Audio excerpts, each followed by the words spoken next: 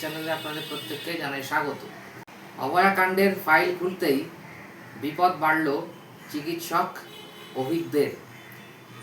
Suspend RMO এখন আতশ কাঁচের নিচে। অভিজ্ঞদের বিরুদ্ধে বিভাগীয় তদন্তের নির্দেশ দিয়েছেন রাজ্যপাল।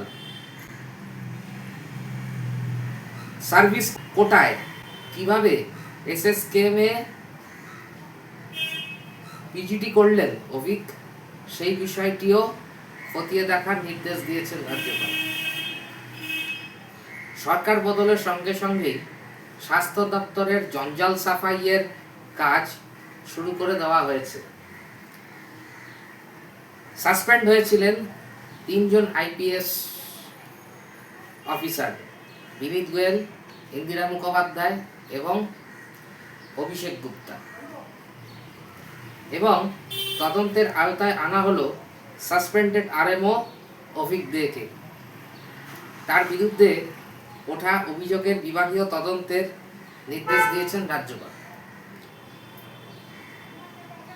আরএন রবি সার্ভিস কোটায় এসএসকেএমে পোস্ট গ্রাজুয়েশন কিভাবে করলেন অভিক, সেই নিয়ে প্রশ্ন তোলপাড় বিভিন্ন মহলে। এ ব্যাপারে পানিহাটির বিধায়ক, বিজেপি বিধায়ক অর্থাৎ অভয়ার মা বাবা কি বলেছেন আপনারা শুনুন। পেট কালচারের এই মাথায় এই অভিজ্ঞে আমরা হসপিটালে গিয়ে দেখেছিলাম, এরা সিন অফ ক্রাইম যেটা বলছে সেখানে উপস্থিত ছিল অভিজ্ঞে লাল জামা পরা, এটা আমরা দেখেছিলাম।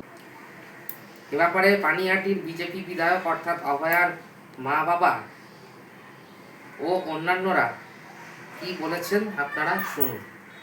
সন্দীপ ঘোষ তো সমস্ত পাণ্ডার মাথা, এবং সন্দীপ ঘোষকে তৈরি করেছেন আমাদের প্রাক্তন মুখ্যমন্ত্রী মমতা ব্যানার্জি। অভিজ্ঞ এবং বিরূপাক্ষ বিষয়, এরা স্বাস্থ্য দপ্তরে, স্বাস্থ্য ভবনে এরা দুজনই একটা স্পেশাল ঘরের ভেতর বসে কীভাবে থ্রেড কালচারটাকে চালানো যায় সারা পশ্চিমবঙ্গ জুড়ে, সেই প্ল্যান প্রোগ্রাম ওখানে বসে করতেন। নির্বাচনী প্রচারের সময় আমরা দেখেছিলাম স্বরাষ্ট্রমন্ত্রী অমিত শাহ এবং প্রধানমন্ত্রী মোদিজি ও সবাই আশ্বাস দিয়েছিলেন যে তারা ক্ষমতায় এলে আরজিকর মামলার ফাইল খোলা হবে। বর্তমানে সাসপেন্ডেড ইন্দিরা মুখোপাধ্যায় তখন এই অভিজ্ঞদের পরিচয় আড়ালের চেষ্টাও করেছিলেন। আপনারা নিশ্চয়ই জানেন যে ইন্দিরা মুখোপাধ্যায় একটা ফেক প্রেস কনফারেন্স করেছিলেন।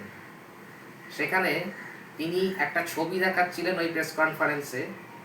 সেই ছবির মধ্যে লাল গেঞ্জি পরা একজন লোক কিন্তু ছিল, তিনি হচ্ছেন অভিজ্ঞ। কিন্তু ইন্দিরা মুখোপাধ্যায় ইচ্ছে করে কিন্তু ওনার পরিচয়টাকে গোপন করেছেন।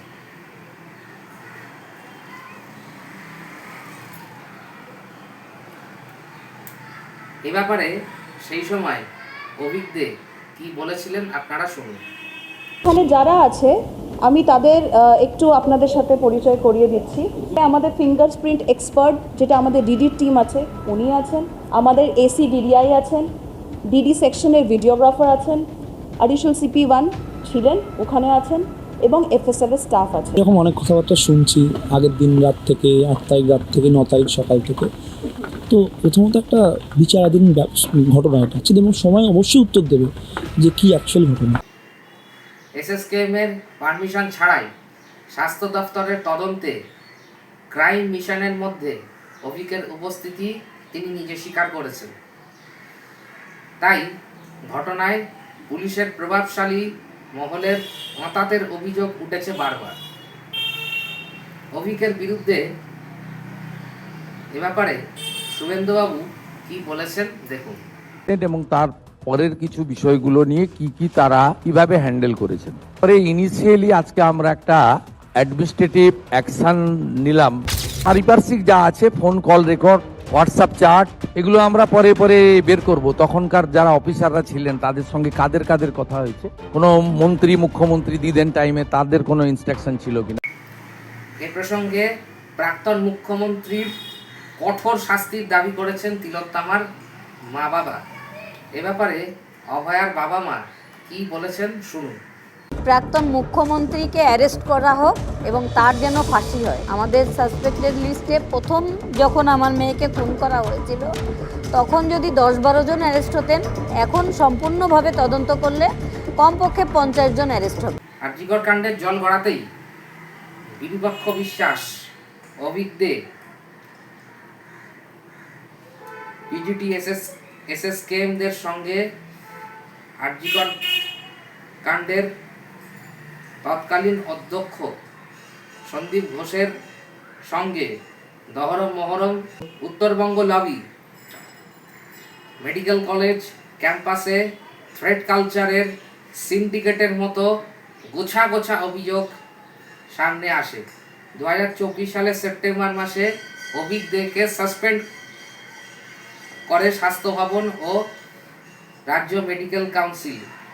কিন্তু এরপর কি হলো? বাংলার নতুন বিজেপি সরকার গঠন হওয়ার পরেই আরজিকর কাণ্ড গতি পেল এবং তদন্ত প্রক্রিয়া আরও কয়েক ধাপ এগোল। এজন্য রত্নাদেবনাথ প্রধানমন্ত্রী মোদিজি ও মুখ্যমন্ত্রী শুভেন্দু অধিকারীকে প্রণাম জানিয়ে কি বলেছেন দেখুন। প্রধানমন্ত্রী এবং মাননীয় মুখ্যমন্ত্রীকে আমি প্রণাম জানাই, সত্যিই তারা কথা রেখেছেন। অন্যদিকে আপনারা সকলেই জানেন যে 21শে মে ফলতায় আবার ভোট হলো। 29শে এপ্রিল দ্বিতীয় দফার নির্বাচনে দক্ষিণ 24 পরগনার ভোট ছিল সেই ফলতায়, কিন্তু আপনারা সকলেই জানেন যে সেখানে ইভিএম ব্লক করার অভিযোগ উঠেছিল, যেখানে বিজেপির যে ইভিএমে যে বোতাম ছিল, মানে দেবাংশু পান্ডার যিনি বিজেপির ক্যান্ডিডেট ছিলেন তার বোতামে সেলোটেপ মেরে সেই ইভিএমকে ব্লক করা হয়েছিল। সেটা নির্বাচন কমিশনকে জানাতে নির্বাচন কমিশন পুনর্নির্বাচনের ব্যবস্থা করেছিল 21শে মে। তো সেই পুনর্নির্বাচনের গণনা অর্থাৎ ভোটের ফলাফল আজ বের হলো। সেখানে দেবাংশু পান্ডা বিপুল ভোটে জয়যুক্ত হলেন জাহাঙ্গীর খানকে পরাজিত করে। দেবাংশু পান্ডা ভোট পেয়েছেন 1,49,666 এবং জাহাঙ্গীর খান পেয়েছেন 7,783। দুজনের মধ্যে ভোটের ব্যবধান হলো 1,41,883। অর্থাৎ এই ব্যবধানে দেবাংশু পান্ডা বিপুল ভোটে জয়যুক্ত হলেন এবং ওদিকে জাহাঙ্গীর খান পরাজিত হলেন। এর ফলে বিজেপি বিধানসভা ভোটে আমরা জানি টোটাল 207টা আসন পেয়েছিল এবং 4 মে যেদিনকে গণনা হয়েছিল সেখানে আমরা জানি যে ফলতাটা বাদ রেখে 293টা আসনে গণনা হয়েছিল এবং আজকে এই ফলতার ভোটটা গণনা হওয়ার পর বিজেপির আসন সর্বমোট দাঁড়ালো 208টি। যাই হোক, আজকের প্রতিবেদন আপাতত এই পর্যন্তই। আমি ফিরে আসছি খুব তাড়াতাড়ি আবার নতুন প্রতিবেদন নিয়ে। ভালো লাগলে আমার ভিডিওটি লাইক করবেন এবং বন্ধু বান্ধবদের মধ্যে প্রচুর পরিমাণে শেয়ার করবেন এবং আমার চ্যানেলটিকে অতি অবশ্যই সাবস্ক্রাইব করবেন এবং পাশে থাকা বেল নোটিফিকেশানটিকে অল সিলেক্ট করে রাখবেন সবার প্রথম নোটিফিকেশান পাওয়ার জন্য। আপনারা সকলে ভালো থাকবেন, সুস্থ থাকবেন। নমস্কার।